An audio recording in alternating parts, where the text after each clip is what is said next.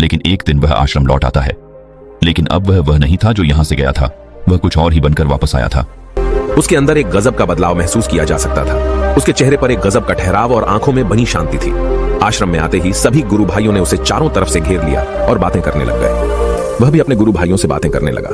उससे बात करने वाले सभी ने यह अनुभव किया कि अब वह पहले जैसा उतावला और बातूनी नहीं रह गया था। उसके मुंह से एक एक शब्द बहुत ही सुलझे हुए और मधुरता के साथ निकल रहे थे। थोड़ी देर तक गुरु भाइयों से बात करने के बाद वह सीधा गुरु की तरफ चला गया। उसने गुरु के चरण छुए और कहा, गुरुदेव, क्या मैं अब भी मौन हूं? क्या अब भी मेरा संकल्प जारी है?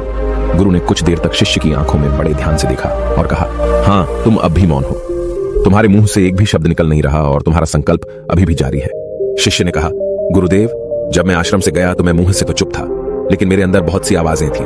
मन में बहुत से प्रश्न थे और वह बंद नहीं हो रहे थे। तो मैं जंगल में चला गया, इस उम्मीद से कि वहां मुझे शांति मिलेगी और मेरे मन की बकबक कम हो जाएगी।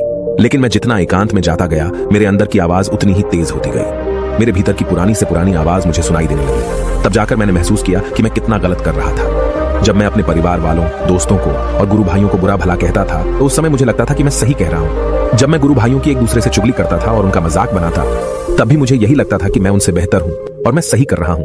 लेकिन उस दिन मैंने पहली बार महसूस किया कि मैं कितना गलत बोलता था।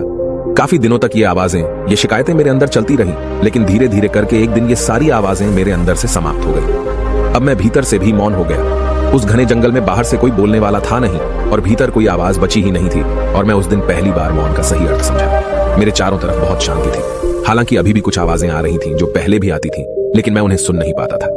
पर अब वह सभी आवाजें मुझे स्पष्ट रूप से सुनाई दे रही थीं। हवा के चलने की आवाज, चिड़ियों के चहकने की आवाज और पानी के बहने की आवाज, ये सभी आवाजें मैंने पहली बार पूरे होशपूर्वक सुनी। अपने चारों तरफ इतनी शांति मैंने पहले कभी महसूस नहीं की थी। तो इस शांति को भंग करने के लिए मैंने पहली बार अपने मुंह से कोई शब्द निकाला। मैं चिल्लाया, हे ईश्वर, ये कैसी शांति है? सभी कुछ इतना शांत क्यों है? ऐसा क्या हो गया? लेकिन मेरे चिल्लाने के बाद भी शांति भंग नहीं हुई। सब कुछ पहले जितना ही शांत था, बाहर भी और भीतर भी। हे गुरुदेव, मैंने अपने गुरु भाइयों से बात की, मैंने आपसे बात की, मैं बोल रहा हूं, मैं चल रहा हूं, मैं सब कुछ देख रहा हूं, लेकिन मैं अपने भीतर एकदम एकांत में हूं, मौन में हूं, भीड़ में होता हूं, तब भी भीतर से अकेला एकांत में होता हूं।